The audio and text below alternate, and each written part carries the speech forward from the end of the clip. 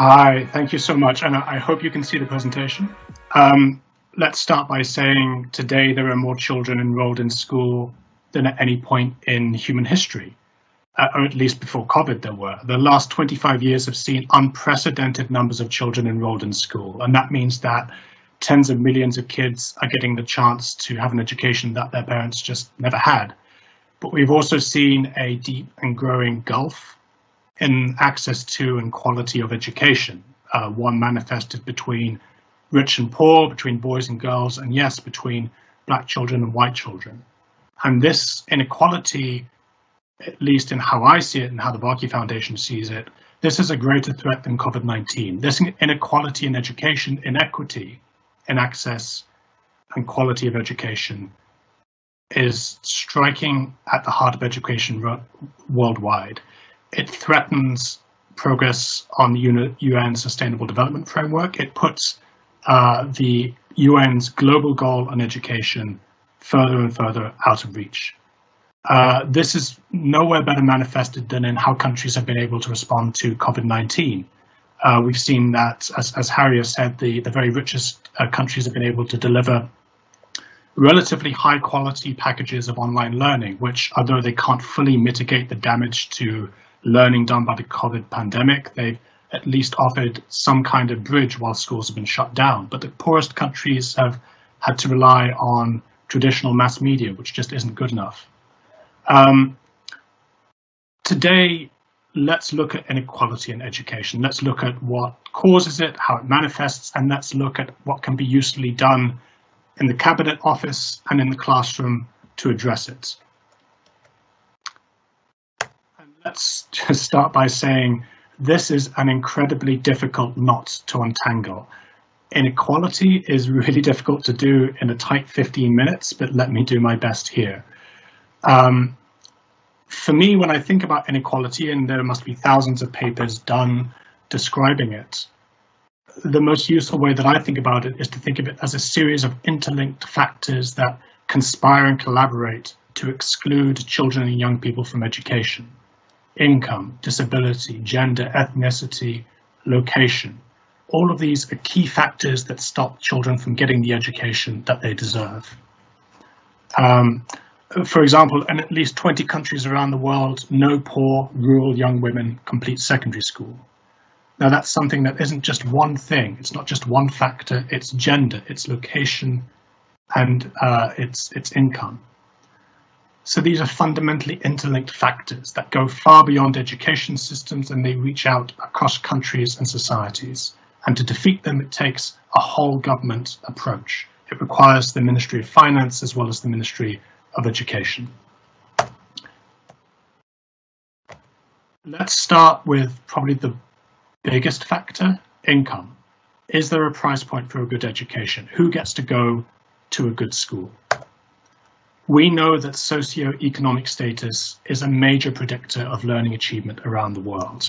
As this figure makes clear, in the poorest countries, in countries like Zambia and Guatemala, and Paraguay and Cambodia, the poorer you are significantly less likely to have a good learning outcome in reading and mathematics. But in richer countries and more high-performing countries, the effect of disadvantage and socioeconomic disadvantage is relatively mitigated. We also know that income affects who completes school. So we know that the richer you are, the better you do at education, but it also means that you're more likely to spend more time in school. If we can think of the last 25 years of being a success story in getting more kids in school, that doesn't mean that the kids are staying in school. In fact, we can see that in some of the poorest countries in the world, in sub-Saharan Africa, relatively few students, children and young people finish primary school or lower secondary school. Income also affects the world's most disadvantaged children, out-of-school children. A disproportionate share of the world's out-of-school children are from poor countries and households. Now, by that, I don't mean the 1.5 billion kids cut off from the classroom by COVID-19. I'm talking about the kids who may never set foot in a classroom or who have been cut off from the classroom by conflict and displacement and economic crisis. pupils tend to do better if their families are wealthier. That's something that we've seen time and time again in international standardized testing, in the PISA tests. It's something that the OECD frequently return to when breaking down the analysis between the countries. We also know that the learning gap between rich and poor starts early. It manifests in kids as young as 10, and it only widens throughout students' lives. In other words, to defeat income inequality in education, we have to start very early indeed. But there are also interesting takeaways. If you're a disadvantaged student, if you're a student from a poor background who goes to an advantaged school, you will on average score 78 points higher than you would if you went to a disadvantaged school. That's equivalent to more than 2.5 years of schooling. So your location does make a difference. Many of you, I'm sure, will know Andreas Schleicher of the OECD, and he's frequently said that a student's postal code is still the best predictor for the quality of the education that students acquire. And that's a fundamental takeaway from everything that I'm going to say to you today, that it depends on where you are, and it depends on who you are. But poor students do beat the odds, and that's something of use to know to teachers and to policymakers. The OECD has talked about this in terms of what they call resilience, but it's the idea that about 1 in 10 disadvantaged pupils will actually score in the top quarter of science performance in their countries. And actually a quarter of disadvantaged pupils will score at PISA level 3 or above in science, reading and maths. The point is that there is an enormous wealth of untapped ability that it falls to education systems to unlock. And this is something that can be done because there are enough outliers to prove that it should be done. But this is a nut that policymakers still need to crack. When we think of inequity and inequality in education in the world, we have to talk about race, about ethnicity. We know that poverty, that systemic racism, or the legacy of systemic racism, can block access to a good education. And that's something evident, of course, in the poorest countries, in, may I say, the most authoritarian countries, but also even in the richest countries in the world. No country is immune to the effects of ethnicity. Being a member of an ethnic minority or an indigenous minority can dramatically reduce your access to a quality education. In fact, racism and poverty can effectively shut the door on quality learning. That can manifest through systemic racism, through discriminatory laws and policies that limit the access to education. It, of course, includes socioeconomic disadvantage, the fact that minority groups or indigenous communities tend to live in poorer areas and more remote locations. In the US, the richest country in the world, public schools still remain highly segregated by race and class, and that's 50 years since desegregation. So this isn't just what's happening today, it's the aftershocks of deep racist inequality enacted a half a century ago. And in fact, it's worth thinking of a recent major study into segregation in US schools that found, again, a complex interplay between the legacy of racism and inequality and poverty. It concluded that segregation concentrates minority students in high poverty schools, which are on average less effective. So again and again, we come back to the idea that poverty and income affect access to education across the board, but being from a racial minority is a particular disadvantage. This is a fundamental concern for policymakers because it is, as we shall see, something that they can do something meaningfully about. Governments should work to be levelling the playing fields. It is not enough to leave it, say, to the free market or to social effects. This is something that policymakers around the world should be working to address. We also have to think about gender. Now, there have been extraordinary success stories for women and girls over the last 25 years, but they still face the very worst forms of exclusion. There are more girls and young women in schools than ever before. Since 1995, the number of girls enrolled in schools around the world has risen by about 180 million. The world is also moving towards gender parity in education. In 2018, I think, there was 1 girl enrolled in school for every boy. And over the past quarter century, girls have closed a 4% percentage gap in enrollment ratios. We also know that girls' learning is catching up or in many cases exceeding boys. Girls tend to do better than boys in most countries in reading. They are on par in most countries or exceeding them in mathematics as well. But girls are still subject to the worst forms of exclusion. They are more likely to be out of school. And while more girls are in school, fewer girls complete it than boys. As we've said before, in at least 20 countries, hardly any poor rural young women complete secondary school. But many of the world's young women are poor and they are rural. Inequality hits poorest women the hardest. In 59 countries, women from the poorest households are 4 times more likely to be illiterate than those from the richest households.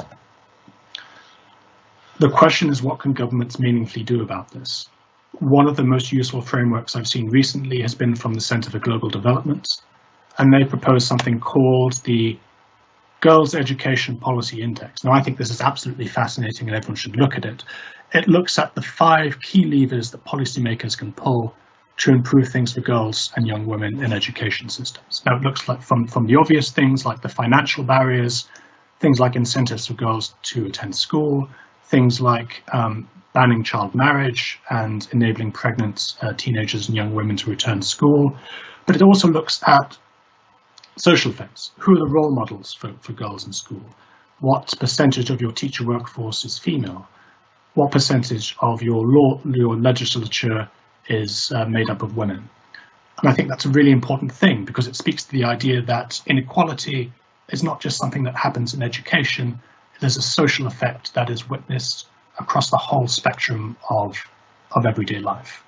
If you're poor and you're a woman, you're not just behind in education, you also have an extraordinary number of other barriers and challenges to overcome. I wanted to finish by talking about what teachers can do. Every systemic challenge in education, we tend to think about it in terms of what policymakers can do. We too often forget that the only solution to it are teachers working in classrooms around the world. You can't solve an issue in education without teachers. And as our founder, Mr. Sunny Varkey, is so fond of saying, no education system can outpace the quality of its teachers. My foundation is very proud to work with hundreds of incredible teachers around the world. And I wanted to talk very briefly about what they are doing to defeat inequality. In the Canadian Arctic, in these frozen reaches in a town so far off the map that you can only reach it by an aeroplane, Maggie McDonnell, one of our Global Teacher Prize winners, is working with Indigenous school children who are affected by extraordinary levels of poverty and disadvantage, whose learning outcomes are very poor. She is working with them to reconnect them with their Indigenous culture and by teaching them life skills. Her thesis is that learning is built upon not just a foundation of reading and writing, which is of course incredibly important, but of good mental health and of a connection to a culture and a continuance of care and self-confidence that goes beyond education. What Maggie is doing is absolutely extraordinary. In an environment that couldn't be more different, in the city of London, where I'm speaking to you from now, we have Andrea Zafiraku. She works in a school where the kids speak over 130 languages. It is an extraordinarily diverse but very poor place. Many of the kids can't afford uniforms. They rely on free school meals. Andrea is working to reconnect them and to bolster inequality by fostering creativity, by encouraging them to paint and to dance and to sing, and by expanding their horizons. In the West Bank, we have Hanan El-Haroub, who is working with refugee school children affected by the continuation of the armed conflict there. Now, there are a few children more vulnerable to inequality and exclusion than refugees and those affected by conflict. Hanan's approach, her pedagogy, is built around peace building, around building a shared sense of community and by building and promoting peace. And finally, in Kenya, we have Peter Tabichi, who works with school children from desperately poor communities. His school has only one working computer. It doesn't have any internet. Peter loves to tell me how he shows his kids videos on his phone because that's the only way he can get access to internet there. his children have gone on to compete and win in international science competitions. They've gone to the US and won science competitions there. What they have done is extraordinary. And I think it goes to show, to link back to what I was saying before, this idea of resilience, that actually kids around the world are just as smart as each other. And the issues that cause inequity are systemic. They're caused by poverty and location.